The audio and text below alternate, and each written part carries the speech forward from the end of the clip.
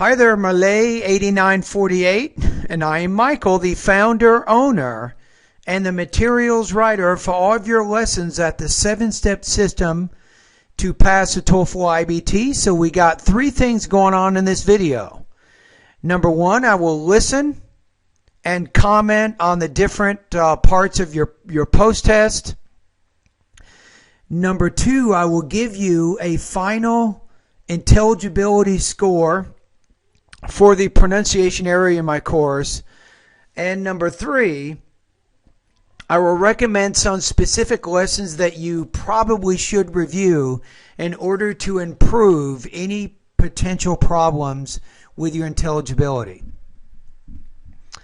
All right, so your pretest consists of reading 3 paragraphs and answering 3 personal experience questions. They tend to stand a specific distance apart. Go back. When 2 people are talking to each other, they tend to stand a specific distance apart. It's a specific, specific distance apart. So with that consonant cluster, you're not clearly pronouncing those first 2 sounds. Each person has an invisible boundary around his or her body into which other people may not come. Okay, good. If someone pierces this boundary, All right. he or she will feel uncomfortable and move away to increase the distance between them. All right. The major exception is family members and other loved ones. This personal distance is not due to body odor or bad breath, but because closeness lends a sense of intimacy that is at odds with the relationship due to the other individual. So with your relationship to the other individual, not due to the other individual. There, another one, this sound, the TH, this personal distance is not, so you can probably work on that a little bit too. Okay, let's keep going.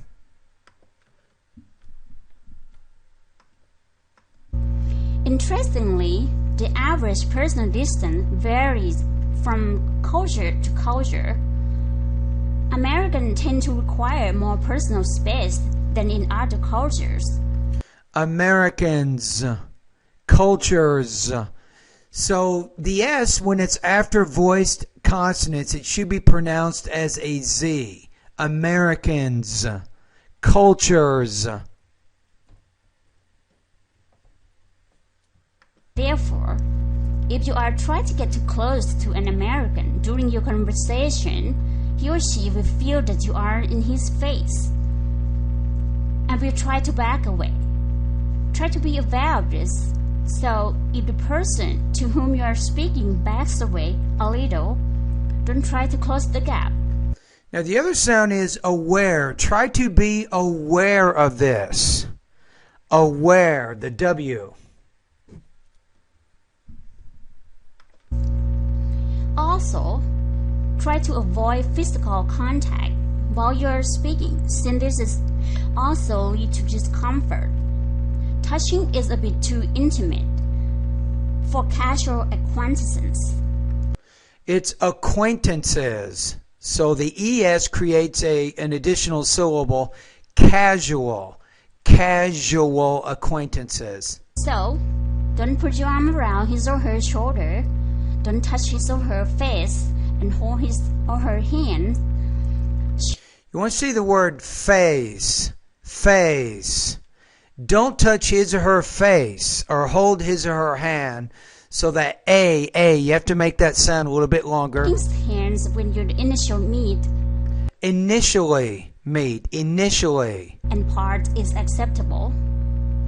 This is only momentarily. All right, so you didn't do part B, but I'll give you some feedback on the first part. So let's go over to my online TOEFL course. I do have some lessons, some things that you can probably review in order to improve your intelligibility. A little bit more here. So with pronunciation, where is it? Lesson number 10, particularly the A. You remember the word face, bait, bet. A. So you can definitely review lesson number 10. Lesson number 24, I think the TH sound, you can probably review that a little bit more. And particularly the syllable division and grammatical word endings, part 1, 2, and 3.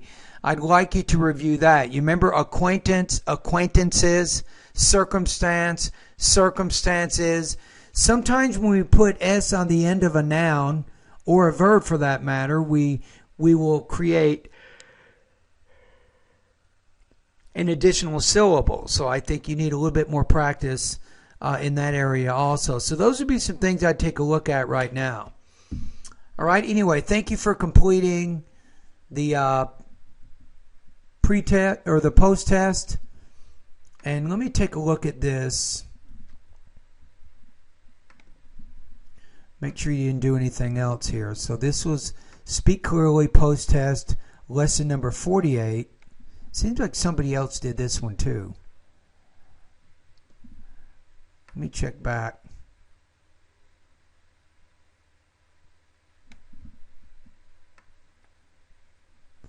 Okay, I think we're good.